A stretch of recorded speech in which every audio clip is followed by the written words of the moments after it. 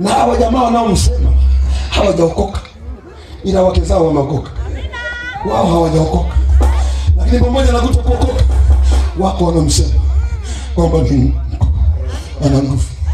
Wanakwenda msipomsema Yesu, wako wapagani wanajua nguvu ya Yesu.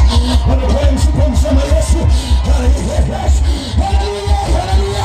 Kumbe dunia inajua Yesu ana uwezo. Wavuta bangi, walevi wanajua nguvu ya Yesu. Aliye hai Mwokozi. Ningekuwa kwetu Mbeya, ningesikia kelele vigelegele kwa Yesu Mwokozi. Haleluya, haleluya. Huyu Yesu mwenye uwezo akiingia mahali upepo unabadilika. Amen. Yesu akipenya mahali magonjwa yanaondoka. Akiingia mahali ndoa zilizokuwa zimepanganyika zinarudi kwenye mstari.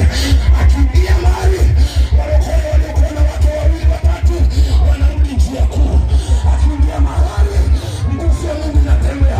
Akiingia mahali wenye kansa wanapona. Akiingia mahali wenye mapeso wanaachiliwa. Akiingia mahali wenye ukimwi wanapona, wenye kansa wanapona. Ninayo furaha kutangaza habari za Yesu aliye hai. Haleluya, haleluya, haleluya. Huyu mtu ana uwezo. Nampenda Yesu, ana uwezo.